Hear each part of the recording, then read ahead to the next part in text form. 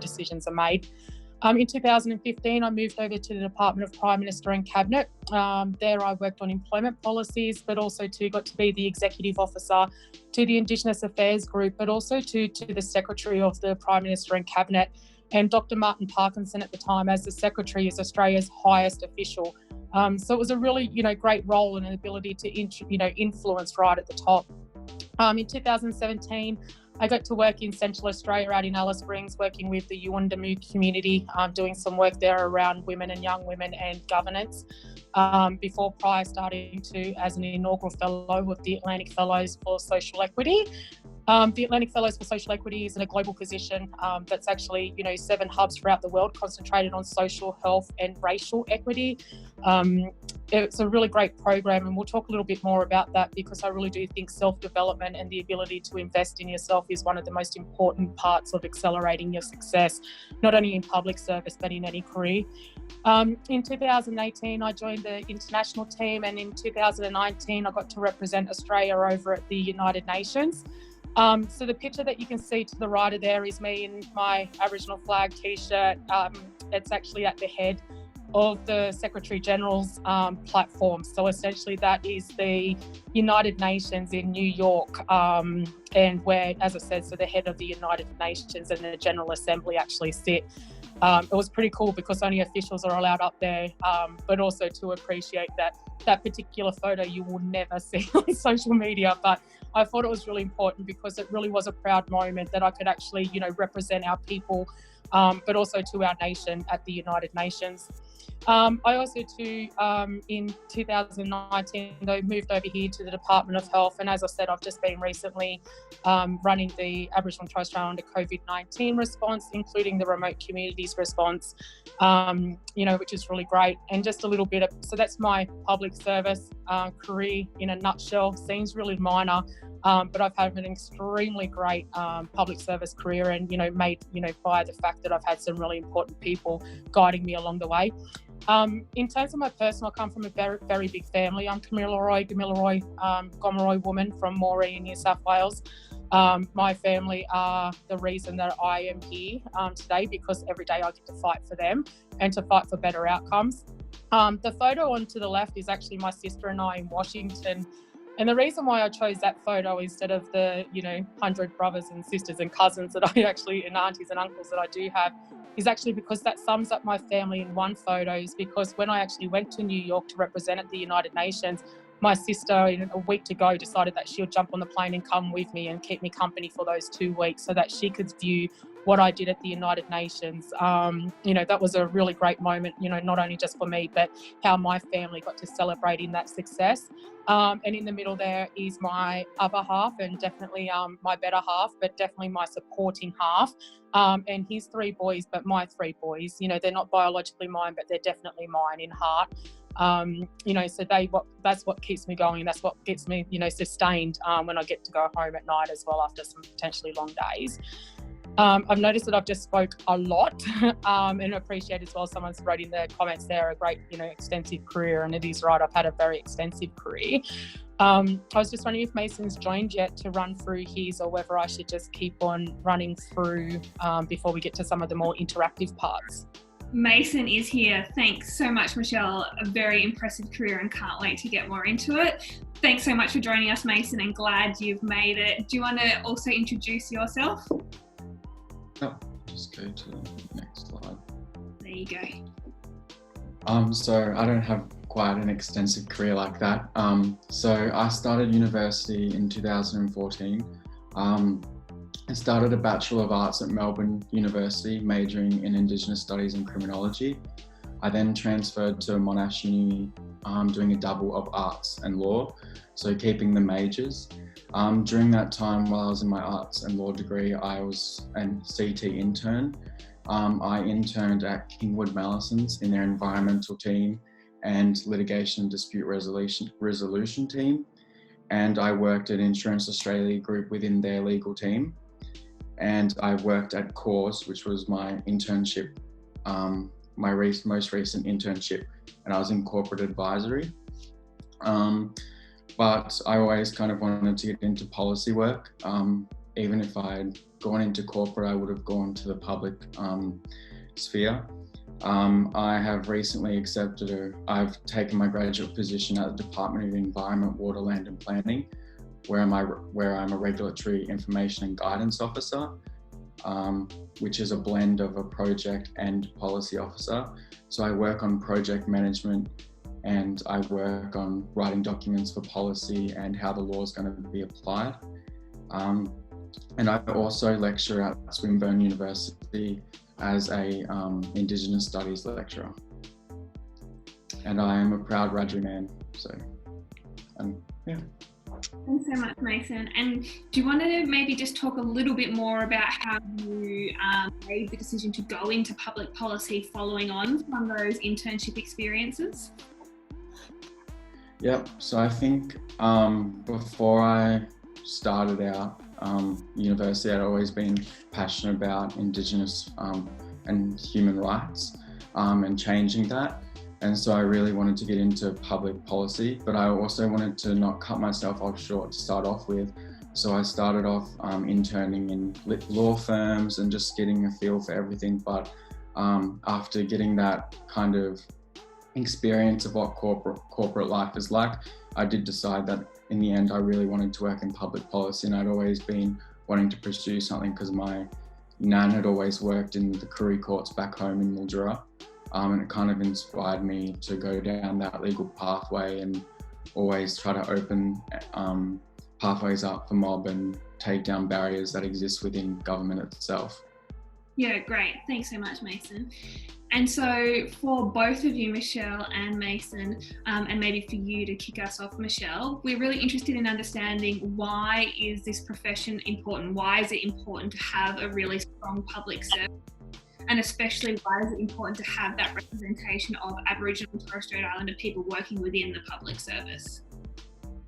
Yeah, I think for public service, we really should be, in order to truly achieve, public policy, and not just, like equality, but equity within the system as well. We really do need to reflect the communities in which we aim to serve.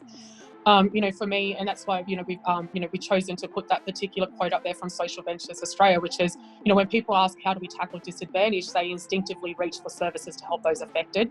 And by that, in that particular sentence, the reason why I wanted to highlight that is because it is actually true. It's like, what services, what provisions do we need to put in place? Or, from an element of what's really, going on here in order to address, systemic disadvantage. But, the next part of that, which is when disadvantage is a result of or perpetuated by a broken system or inadequate services, then the challenge is to actually change the system itself. And so, one of the most important kind of reflections within my particular career and how I come to really genuinely love public policy again was at the UN when we were talking about, how do you feel as an Aboriginal person, like representing at the United Nations, but you're not, you're representing a government's interest. And I said, we can't always have people on the outside fighting. We need people on the inside making those changes and fighting too. So while their fight looks very different and looks very advocate-like and very, almost, like holding government to account in absolute way in which they should be. For me, I hold our staff accountable, I hold our employees accountable, and then I advise and I hold our fellow executives accountable to the way in which we do things and trying to make things better. So as I said, for me, it really was around about structural changes and really thinking about things such as, I know a few of you through the chat have said that you are doing public policy at the moment. You've probably undertaken a course around systems thinking, for example, or looked at social complex issues. And one of the key things is that Indigenous affairs is always considered a wicked problem, but wicked problems to me are, almost seem like or appear like that we can't move them, that they're intractable issues. And the thing is, Aboriginal and Torres Strait Islander people aren't issues to be moved. We're people, we're humans, and we need to find our value. So changing the way, and probably in a way, the reason why I love public policy is because we need to change our own strength-based narrative, and we can only really do that from within as well as outside. So my chosen path was really around about, kind of making the changes from the inside instead. Yeah, thanks, Michelle. And I really love that. I remember when I first started out in my career, one of my mentors said that sometimes to affect systemic change, you need both kinds of belly buttons. You need innies and you need outies. And so something that's really stuck with me. And as you know, it's so important to remember that we need good people, smart people on the inside to affect change as well. What about you? You're obviously earlier on in your career, but I know that you've already been able to do some really interesting things and see the impact you can have. Why do you think that this profession is important in general, but also to Aboriginal and Torres Strait Islander communities? Well, just echoing what Michelle has just said, but I think it's really important that young Aboriginal graduates do enter the public service, because we need to be in the rooms with decision makers when they're making the decision, because the reality is that when I've started working, I realized why government can sometimes be so out of touch with our communities, because they don't have people from that community working within government. And I think it's so important that if you really want to make change, that yes, we can protest and yes, we can do like advocacy like Michelle highlighted, but it's really important to be in the room with decision makers, because from my experiences, when we're in those rooms, it's when they kind of become woke to the issues, and it kind of challenges them to think outside the box.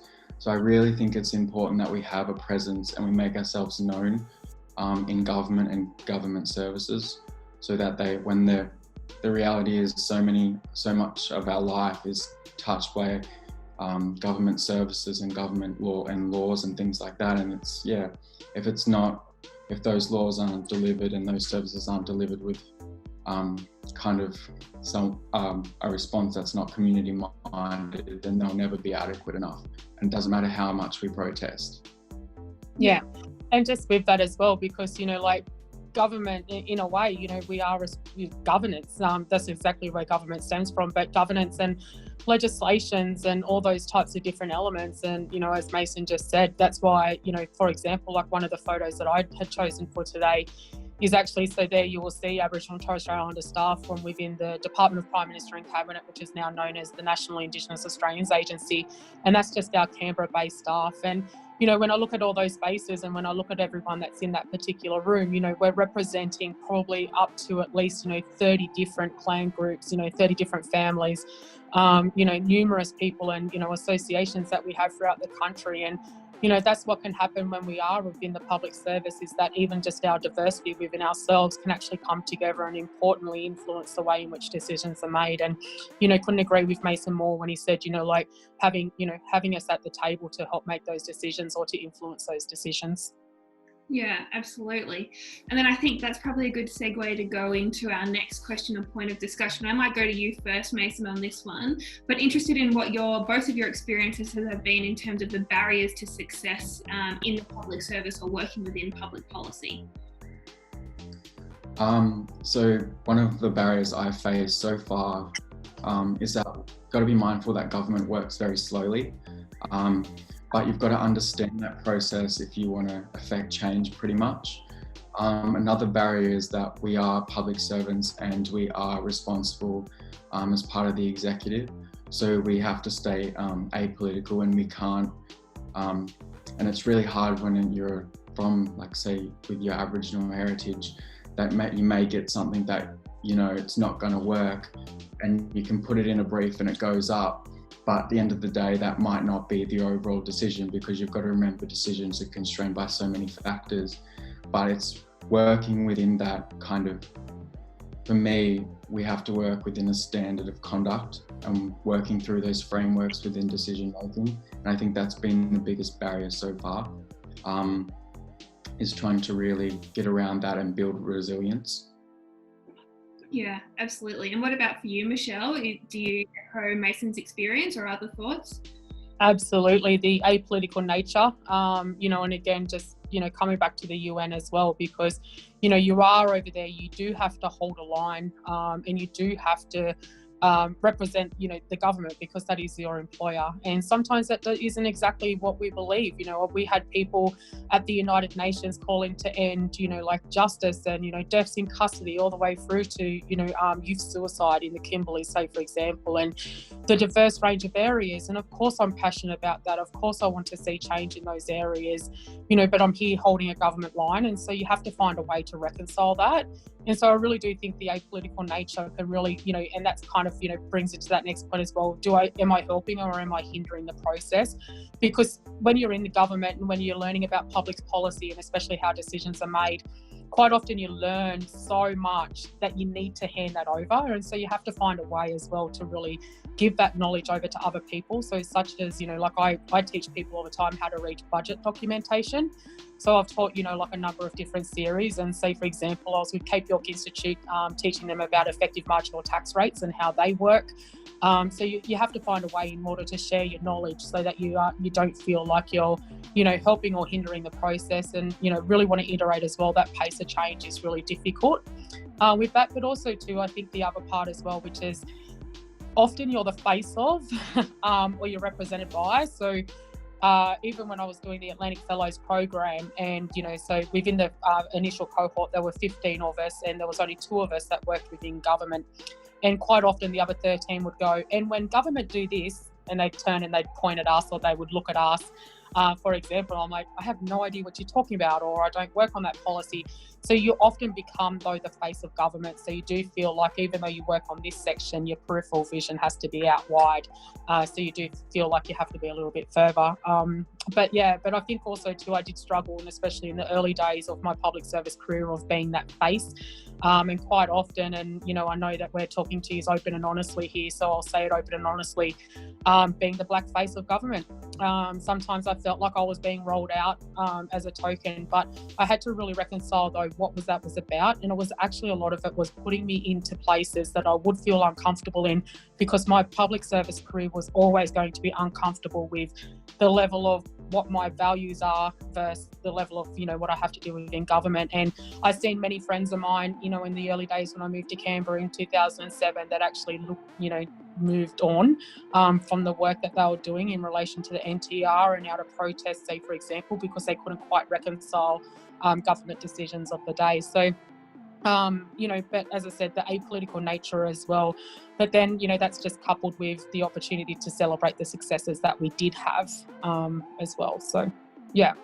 Yeah, absolutely. And maybe, Mason, do you want to touch on the point around the importance of building that network and the work you're doing currently in terms of connecting with other Aboriginal and Torres Strait Islander people in the public service? Yeah, so one of the barriers also is that when you're working in government, you're constantly being asked to do kind of the black things, or, you feel very isolated.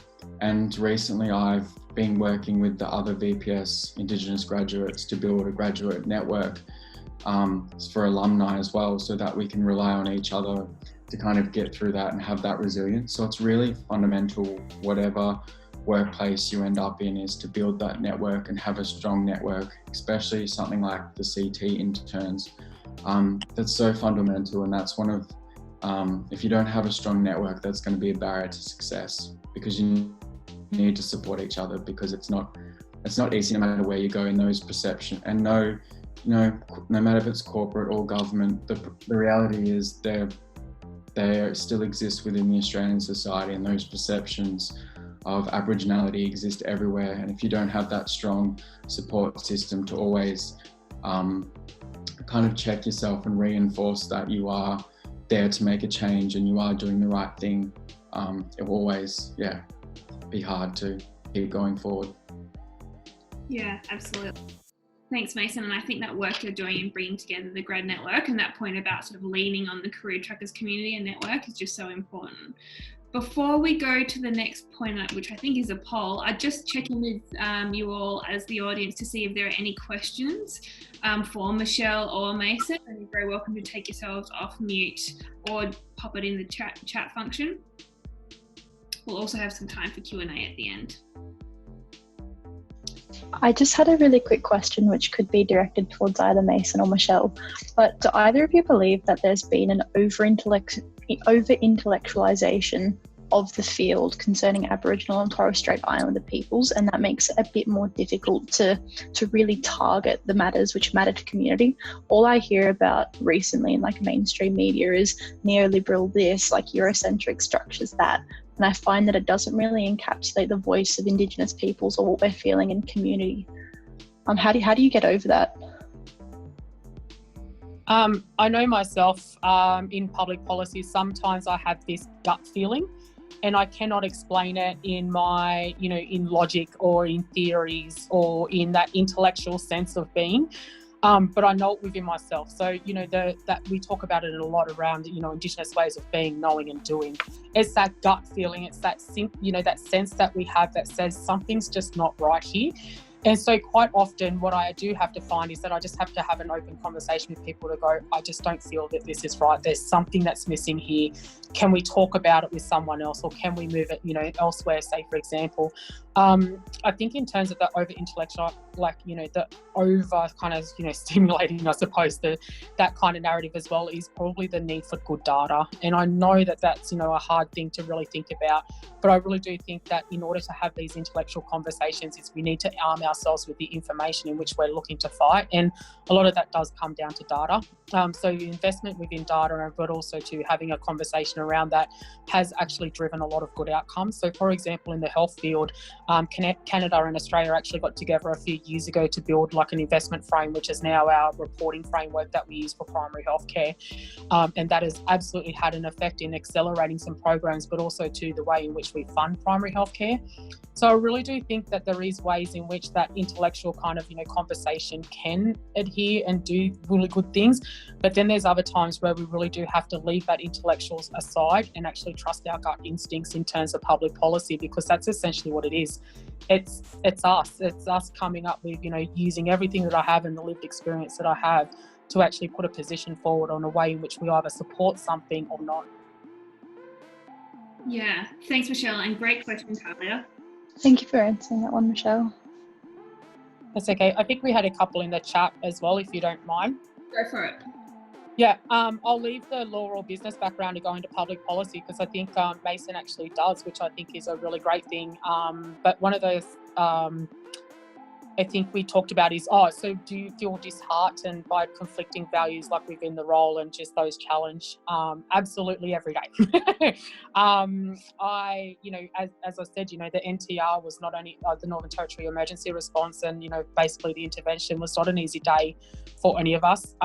Every day within the Department of Health, I hear about the statistics around the health of our people and the health of our mob. Not only just, that kind of, localised aspects, so regional kind of, components, but nationally as well.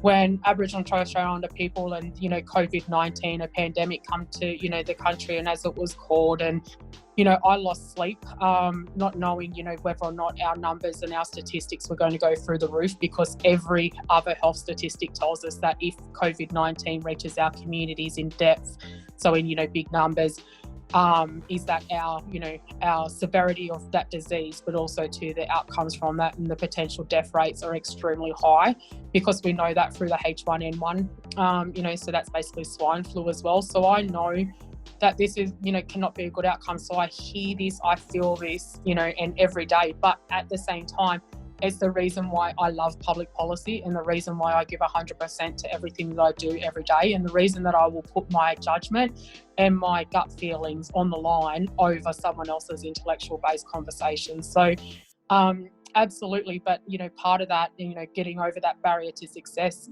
really, and thinking about accelerating our successes, is learning how to reconcile that, but also to that feeling of having to work twice as hard to reach, maybe to sometimes be perceived as half as good. So that's just an honest reflection on those everyday challenges, but also too, we're going to get those everyday challenges. I talk to many different people from other areas, from other, not only just public policy, but here in Canberra, our Aboriginal and Torres Strait Islander community here in Canberra is pretty tight-knit, and most of us know each other. And they also feel that as well, those challenges and having to fight, or feel like they're fighting, as opposed to, really thinking about the achievements and the outcomes that we've had. But Mason might be able to talk about the law one as well. Yeah, Mason, do you need a law or business background to get into public policy, Mason, is the question. Thanks, Michelle. That was a brilliant answer. No, so within the VPS graduate program, you can have pretty much any background. A lot of the other graduates within DELP have science backgrounds. They have fine arts backgrounds. You just need that degree, I guess. But I think like having your law and business background but more particular law does help, because you are working within those legislative frameworks. And if you kind of have that background knowledge, and it makes it easier. It has helped with mine anyway, but not everyone you don't need a law degree or a business background to get into the public service. And I would highly recommend that anyone with any that's not related to that apply, because we need that differing views and those different ways and styles of thinking. Yeah, absolutely. And we'll touch on later the transferable sort of graduate attributes that we think are really important for public service. But I think that's a really brilliant point, Mason. We need those diversity in perspectives and experiences, and that could come from experience or it could come from in the public service. Great point. We might just move on to the next section and then we'll come back to the Q&A, but we have a bit of a poll that, Michelle, do you want to frame this up for us whilst I run it? Yes, of course. So, really what I wanted to ask everyone here today is, out of the following Aboriginal and Torres Strait Islander leaders, who would actually make the best Prime Minister or the head of the public service? I've actually given 4 different options, for 4 very different reasons, who would bring very different leadership styles and skill sets to the role. So number 1 being Professor Marcia Langton. So Auntie Marcia is a writer, she's an advocate, she's also an educator, working with the University of Melbourne, but also does a lot of other stuff in relation to Indigenous economic development. 2, Adam Goodes, most people would know, former AFL player, but also really recently as well, starting to really talk about race relations within our country. Stan Grant, journalist, and also an author, but with his correspondent, and I'm not sure if many people seen Four Corners last Monday, but the special on I Can't Breathe was one of the most heartbreaking things, and I would never watch that TV show on repeat on the day before coming to work ever again. Auntie June Oscar, she's a human rights commissioner, but also a community leader, and not many people know this, but Auntie June was probably, really responsible for changing some of the health outcomes in relation to FASD, so that's fetal alcohol syndrome disease over in the Kimberleys within there. Or 5th option is you. Why not you? Say, for example, that could actually be the next best PM or head of the public service. And just a little bit of a warning as well is that I'll probably likely randomly select a couple of people and ask them who they chose and why. Okay, I'll give you about 10 more seconds to get your vote in, and then we'll see what the responses are.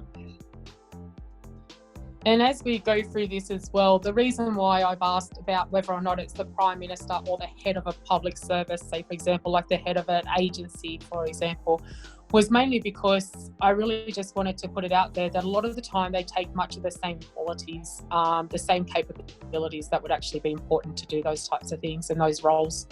Yeah, and Michelle, for those who might not be familiar, do you want to give a little bit more information about what it means to be, say, the secretary of versus of a department? Yeah. So within the public service, or within the Australian public service, and Mason might be able to give Victoria's perspective, but within the Australian public service, the head of the agency, so the most accountable figure, is actually called a secretary.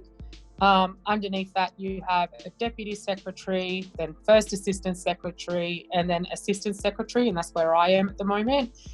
Then we go through various executive levels all the way down to APS levels. It's basically just a really great way of saying, well, not saying, but it's probably a really great way of saying it's a really big hierarchy.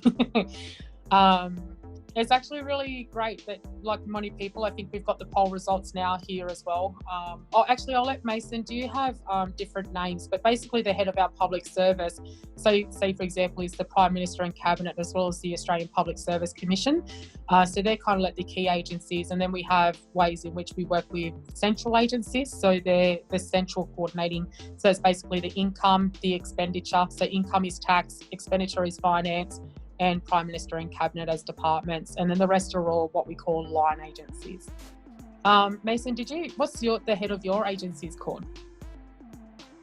Secretary as well. And then we have our portfolios within each department divided up into our dep secretaries, and then their executives, and then their directors. Excellent, thank you. And the other suppose the difference there is that the Prime Minister is an elected person or elected member of a political party, and then I'm right in saying that the Secretary is someone who's appointed to the position.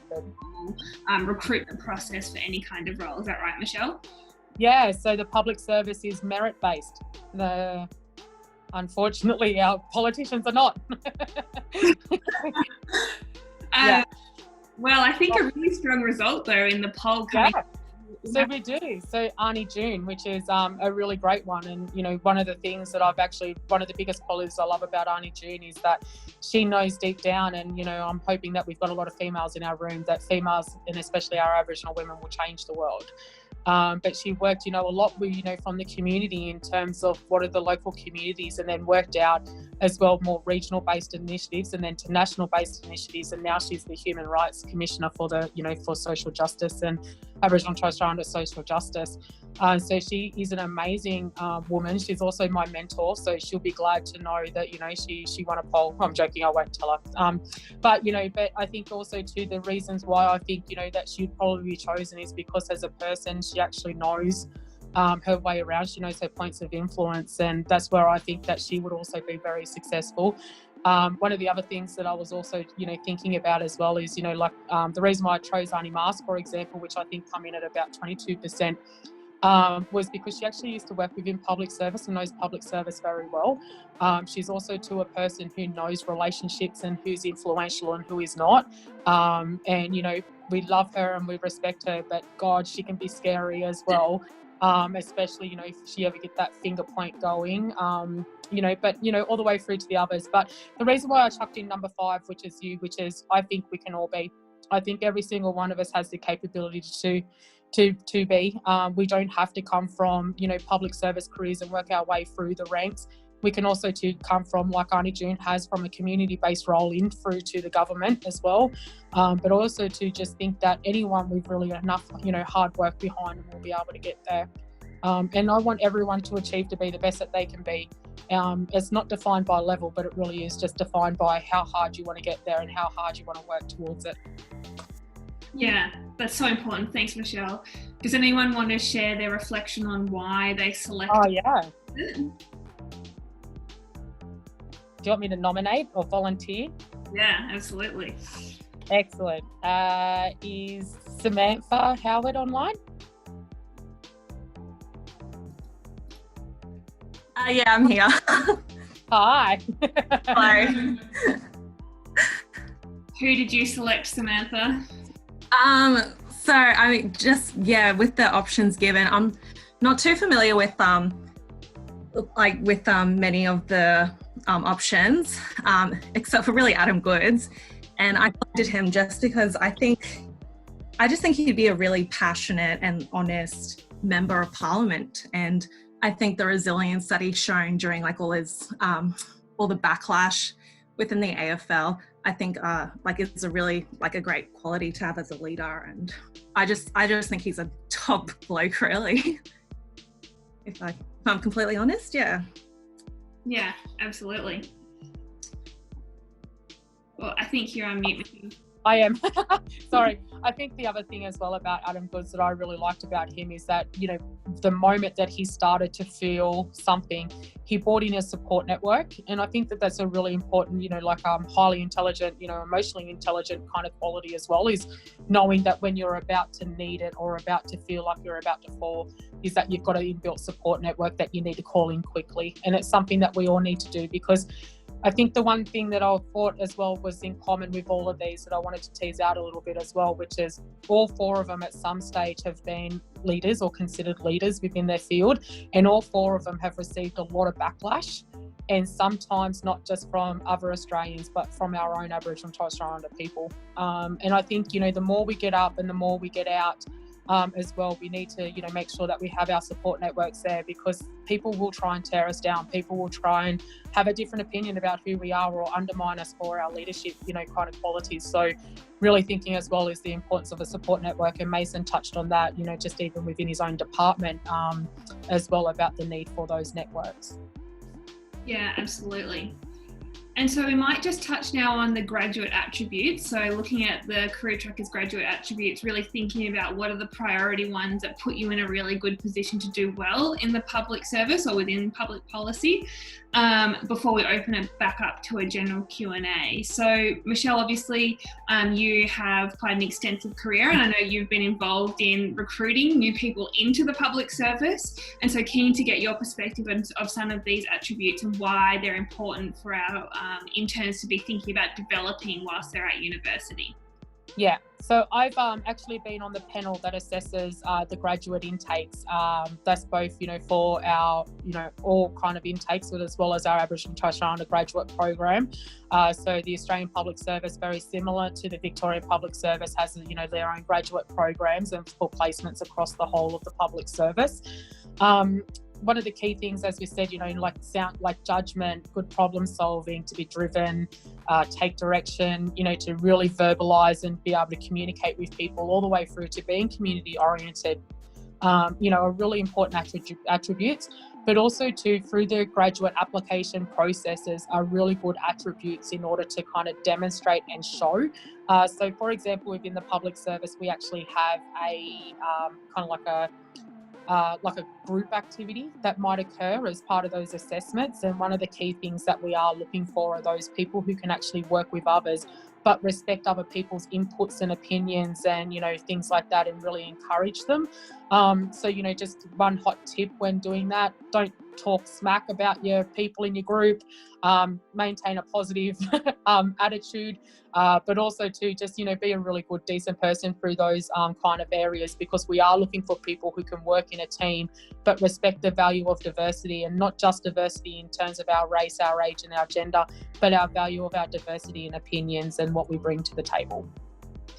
Yeah, absolutely. That's such great insight. Thanks, Michelle. Mason, do you want to share a little bit about your recruitment process to get into the VPS graduate program?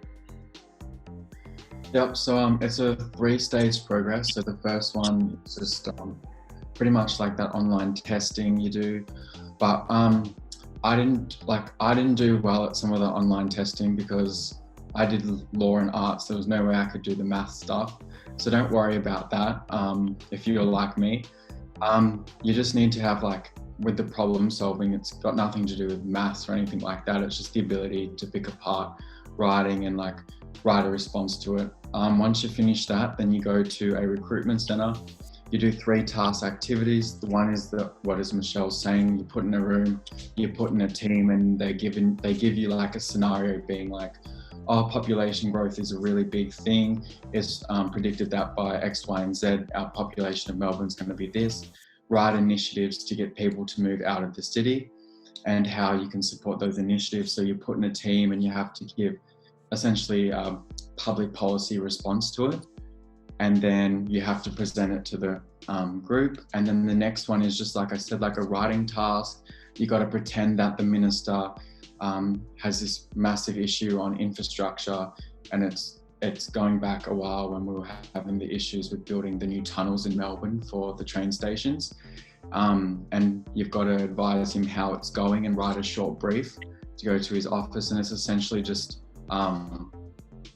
note form, because they know you only have 30 minutes to write it. And then the third one is kind of just a session on kind of your key values as a person, and you have a conversation with the facilitator around that. And then what happens is that you pick your selections of which department you want to go into, and then from there they match you up. Or if your department, for example, not everyone gets their department, so if you do apply for the VPS graduate program, no matter where you go, your training's all the same, but some people don't end up in the department that they want, and that's okay, because the nature of the public service, as soon as you have 3 rotations when you get in, and then you'll most likely rotate in the department that you did select, and that's usually how they set it up. But if you didn't get it, you just have to, on that rotation, work really hard and impress people.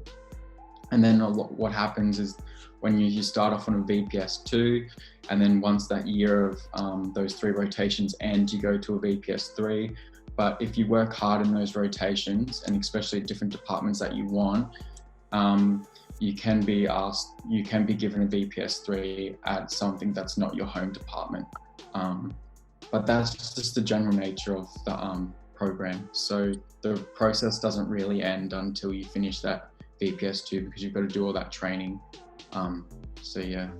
Yeah, absolutely. Thanks so much, Mason. And I think an important thing there is, and I remember writing my grad centre brief for PM&C was on like ageing population. I still remember that, even though I was like 10 years. But what they're looking for is not that you're a subject matter expert or you can write a really technically excellent brief. It's that you can articulate yourself and show that you have good logical reasoning and problem solving abilities. And then that's what they're really looking for in terms of those kind of grad centre processes. The other point I'll make is that if anyone's going through those at the moment or looking to go through them in the next 12 months, through our Career Trackers network, we obviously have connections to either work with the VPSC or the New South Wales Public Service, the Queensland Public Service and the APSC, the Federal Public Service. And so reach out to your advisor or send me an email directly and we can link you in with those kind of people who can help give you some more insight into what those processes look like. Because I always say this, but especially when you're looking at grad roles, leverage your networks and your opportunities and really think about how you can get that insight elsewhere. Yeah. And just one more thing I forgot to add. The emphasis on being community orientated is essential. You have to show that in the graduate program. You have to show why you want to work in public policy, and you want to work in public policy because you're passionate about your community and you're passionate about change. And that's just the nature and the general attitudes in the VPS. So they really look for that. So at the Graduate Centre, when I was saying, one of the third one is also a one-on-one interview with someone, and they really look for that community orientated spirit.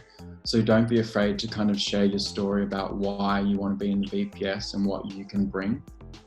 Yeah, I think that's really great insight. Thanks, Mace.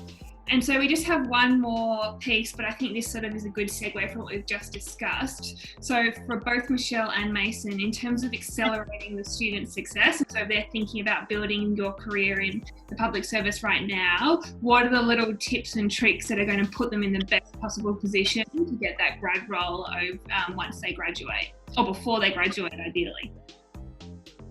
Definitely education, as you can see up there, but it's a continual learning journey. If you look at all the different methods of the way in which we learn, whether that's education, whether that's our self or professional development, whether it's, sitting with other friends who are like-minded or friends who actually challenge you to develop and think further. For me, choosing that Atlantic Institute's global convening photo was actually around about, there's 120 other people across the globe that, participated in a program around about changing our minds, our hearts, and, really are growing the way, both professionally and personally. So just continual learning journey. Even myself, I'm undertaking a master's at the moment. So I'm doing my executive master's in business admin through QUT. That's an ability here for me as well to, really think about continuing that learning. So I really do think the only thing outside the PowerPoint that you can see there anyway that I think is just one other thing to mention is patience. Patience will really accelerate your success and learning to be patient, because as we develop our career, we'll be successful, we'll move up the lines, we'll move up, different levels, but then there will be a period where we'll get stuck. And it's working out how to get over that in the first instance. So in the public service, we get stuck at a certain level, and just being patient within that journey. We all want to rule the world, but we're not going to be able to tomorrow. So we just have to be patient in the way in which we do it. Yeah, I think that's brilliant advice. Thanks, Michelle. Anything to add there, Mason?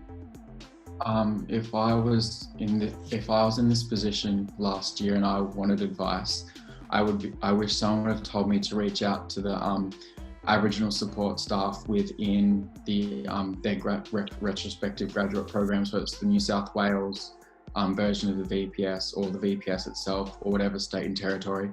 Once you get in the known, you're more likely to have assistance and help throughout the whole process, and it's so easy. Like, for example, I got rejected from the department I wanted, which was VicPol, because I really wanted to change the attitudes within the police. But then because I touched base with the Aboriginal liaison team, I got picked up straight away by DELP. So make sure you do that, because no one that I even know gets their first preference rarely in the graduate program, because there's just so many applicants. But starting off anywhere in the VPS is, no matter where you start, you can get to your end goal. Most people don't stay in their departments after the VPS program, they transfer into another department, and that's just the nature of the public service that I've seen so far, is that you'll have skills that will set you up for any role you want in any department. So be mindful of that. Yeah, absolutely. I think public service graduate program is just really brilliant training and sets you up for a career within the public service or externally. And I think that point, Mason, about, again, leveraging those networks, reaching out to the people who build the programs, that's such great advice. So we're going to now, oh, sorry, Mason. That's okay. And like Michelle said, it's really important to keep educating yourself. And one of the nature of the VPS is that you can go and do the training if you want to do another program. So I really strongly advise to use that. That's why it's there. So yeah, just do those extra courses and do what you can to better yourself. Yeah, absolutely. So we're going to open it up to Q&A now for the whole group. We've got about 5-10 minutes left. Talia, do you want me to read your question out, or do you want to take yourself off mute and ask Michelle and Mason directly? It probably makes more sense just to speak it and get someone to narrate it for me. But I was basically just asking, when we're writing or constructing a CV or a resume, what are some of the things that you guys have noticed really make an applicant stand out? What makes you go, all right, I want to hire this person? Is it looking at their previous work history? Is it looking at their volunteer experience or involvement within a community, like honours and awards that they may have received, academic marks? Like, what is the hierarchy that you guys are looking at? Mace, I'll go first. Just for me, I only ever read the first page. I know that's terrible, but I look at hundreds of resumes. If we look at recruitment panels, say for example, across this year, past 12 months, I've probably read over around about 400 resumes at different levels, including the fact that I also get a lot of unsolicited ones as well. So people who actually reach out to me because they either want to come work in my branch or things like that as well. So I actually read a lot of resumes, and I only ever read the first page. So my advice, first up anyway, include the most important things that you want to tell an employer on the very first page. So have a paragraph, have a sentence that, 1 or 2 sentences that tell me who you are, what kind of leader you are, and the kind of change and contribution that you want to make. So maybe 3 sentences. But the next as well, make sure you have your studies up front, or, your interests, say for example, such as volunteer or your most recent position, and make sure they fit on the first page. As much as I love a 3-page resume, never got to the back. Okay. I think that is great. Anything to add to that, Mason? Yeah. I would just use your CareerTrackers one. Your advisor's been making me one since the day you started with CareerTrackers. That's the structure that's the one I essentially used with my advisor. We prepared for the VPS graduate program, and I just submitted that. Like I said, it's only a 1-page document. You don't want to have any more pages, and yeah, I would just use that structure. Yeah, absolutely. And I think, Talia, the one thing to highlight for everyone is what you're already doing. You're part of CareerTrackers, you're getting experience, you're showing that you're interested in building your experience, and that's what a lot of the recruiters will be looking for. So definitely highlight that, and don't be afraid to show them what you've been able to do, even if that's been through interning at a couple of different organisations or companies. Any other questions? Opening it to the floor. Sure. Hi everyone. Basically, this is my second internship with public service, and I feel like I have a lot of networks within, and I've been building them and whatnot.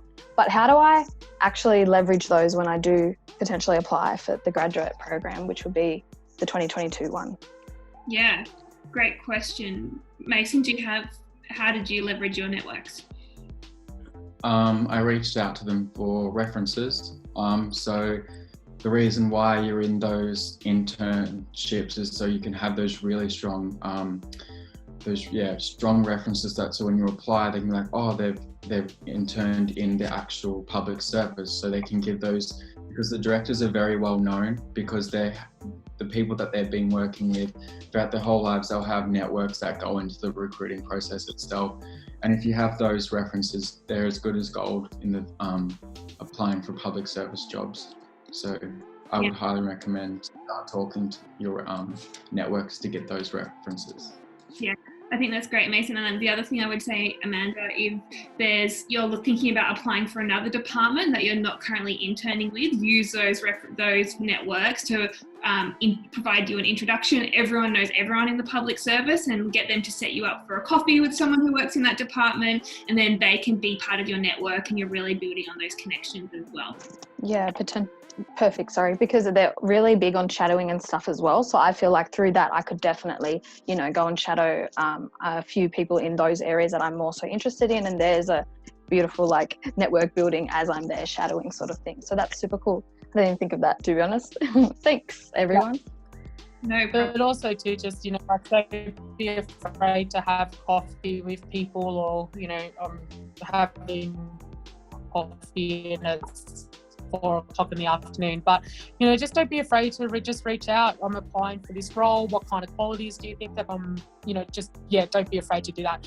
Hannah, as well, what I might do is I'm going to send you the very first page of my resume. Very happy for you to do that and share it with the guy, with all the people online here today, because as I said, I have my first 3 sentences which are around an overview about how I'm a dynamic and energetic leader, which is absolutely true, as most people find out about me.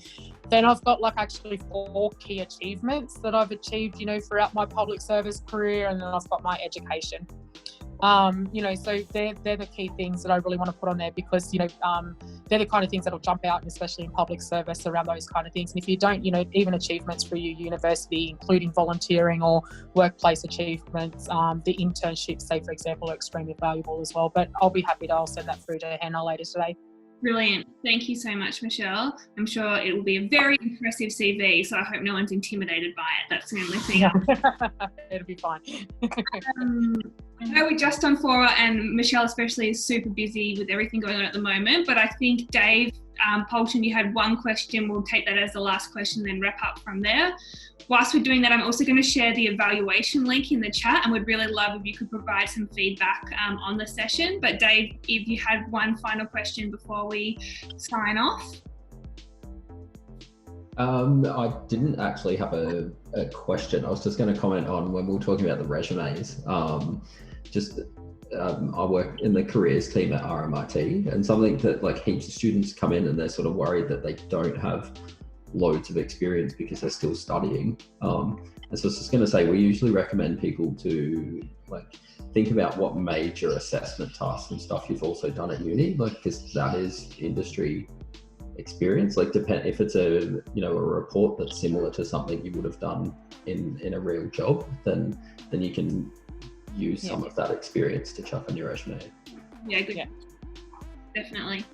Okay, well, thank you so much, everyone, for being part of this. A huge thank you to Mason and Michelle for taking the time. I know I've learned a lot, and so I imagine that's the same for everyone else. Again, if you can fill out the evaluation, and as a final piece, if everyone wants to take themselves off mute and just give Michelle and Mason a huge thank you and round of applause before we sign off for the session. Thank you. Thank you. And just, just in following and just closing as well, thank you so much. I really do wish you all the best. I hope I've inspired at least one of you here today to think about the public service as a career of choice. And, just really wanted to finish as well to say, there really is a diversity of career here, from IT all the way through to law, to HR, to, to community-based work as well. And, public service, I think, is a really important aspect in which we want to do.